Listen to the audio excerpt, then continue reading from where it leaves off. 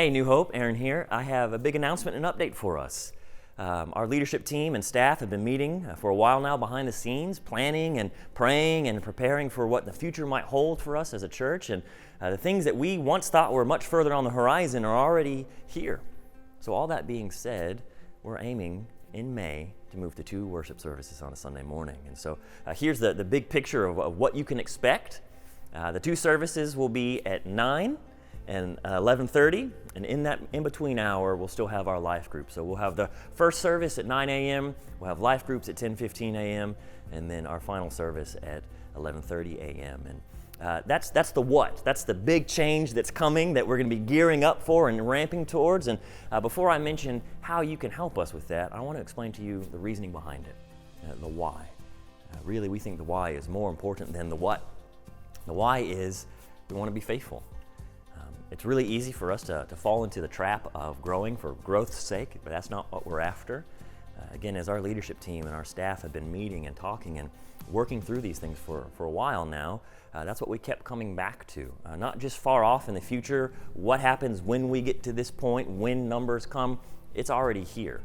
And so some of it you already feel on a Sunday morning, don't you? We've put in more chairs, we've squeezed chairs closer together, and it is tight, and we've frankly run out of room. But that's not the reason. We don't want to be driven just by pragmatic issues. We want to be driven by conviction. And so the deeper reason why is we want to be open and faithful to what God has for us right now, but also do so in a way that leaves us open so that we can be faithful moving forward. So really, we're in a bridge season in the life of our church. We're not who we used to be, and we're not who we're yet going to be. We're in between, and a bridge needs both ends to work. So we're in that in-between stage, and what we want to do is set things in motion to help us, free us up to continue to move and to continue to grow in meaningful, healthy ways into the future. And so this solution that we have right now is not the magic bullet that's going to fix everything, but we do hope and pray and firmly believe that it's going to get us moving in the right direction for sustainable growth and health over the long term moving forward. So how can you help? Well, there's a lot of things that we're going to need from you.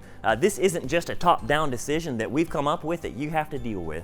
This is something that we need all of us as a church family to be in on. And we'll tell you more in the future about specific volunteer roles that we'll need more of. But for right here, right now, there's 2 things I need to ask of you. One, be praying for us. Be praying for leadership and our leadership team as we navigate these things and we work out the finer details. Pray for wisdom and discernment on how to navigate this well in a way that's not just business oriented, but keeps the heart of who we are as a church in the forefront.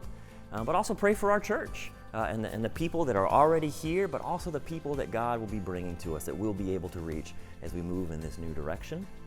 And then lastly, I just need to ask you to be patient and be flexible. This is going to be different. It's going to feel different. It's going to look a little different. But again, we believe that our hearts are in the right place. And if we have our hearts in the right place, then the Lord will be faithful to move us in the right direction. So you'll hear more coming soon, but I wanted you to hear it from me here first. And I am excited about where the Lord is leading us.